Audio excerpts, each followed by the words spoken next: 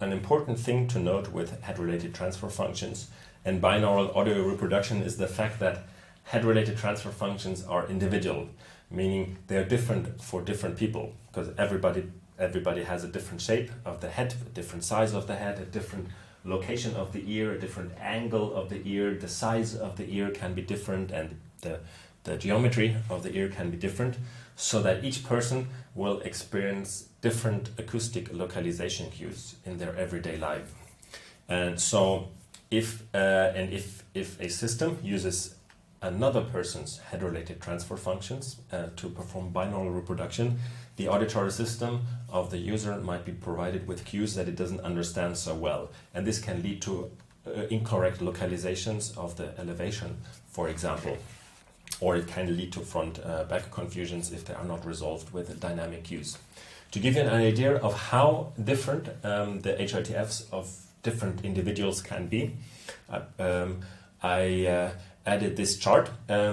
Each of these charts shows the horizontal axis on the source, the frequency on the horizontal axis, and the magnitude of the head-related transfer function for a specific sound source location on the vertical axis. And the HRTFs of different people are plotted in different colors.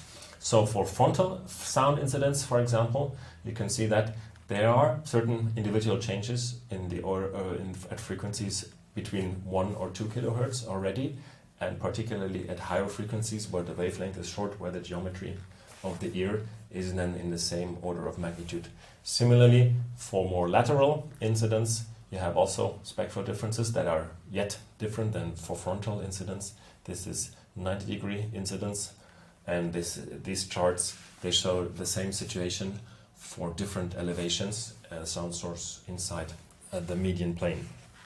So one way to overcome this is simply measure the head-related transfer function of the user, which is of course costly and time-consuming.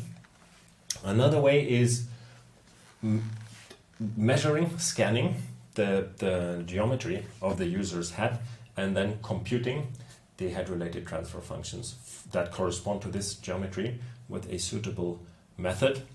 This is something that is actively researched at the moment, and results are promising, but they are not fully convincing yet. So this is something that will take a couple more years until it will be readily available, so that you could, for example, simply take a picture of your ear and a plugin would compute the head-related transfer functions that correspond to this ear geometry.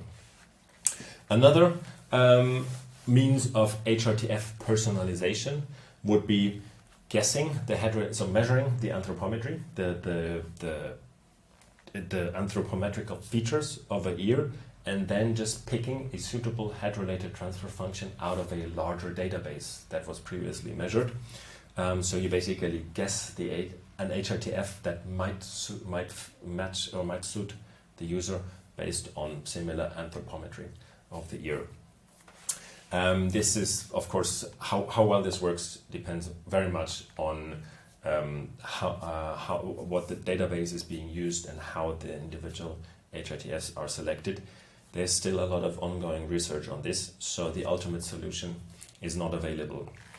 Fortunately, it is not even necessary to have a perfectly matching HRTF in many ways, because of what is called the ventriloquist effect. In virtual reality, usually the audio is accompanied by visuals, and the localization in vision is much more reliable than when it comes to sound. So, for example, so that if there's a contradiction, or between the visual localization and the auditory localization, or simply if there's a very strong visual localization cue, then that will determine where we're hearing something. Very prominent example is a puppeteer who makes the mouth of a puppet move in synchrony with what this person, what the puppeteer is saying, and the puppeteer is talking such that the mouth does not move. So you only hear the sound of a voice, and you see the puppet's mouth moving, and this will automatically make you localize the voice inside the mouth of that puppet, although it originates from the puppeteer. This is called the ventriloquist effect, and you can experience this in everyday life, for example with a television or a cinema, where the loudspeakers will never, or only a few of the loudspeakers will be located behind the screen. But if you see somebody talking, for example, on the screen, and the sound of that voice is being played from a loudspeaker at another location that is not too far away, then you will localize the sound of the voice at the position where the mouth is moving. If you pay attention, so it's not a very strong effect. If you pay attention and focus on localizing the sound, you might notice the discrepancy between the visual localization and the sound, or especially if you close your eyes, you might notice that you suddenly hear the sound from a different location. But still, if you're not paying attention, if you're not focusing strongly, then this works very well, and the visual cue pulls the auditory localization to the correct location.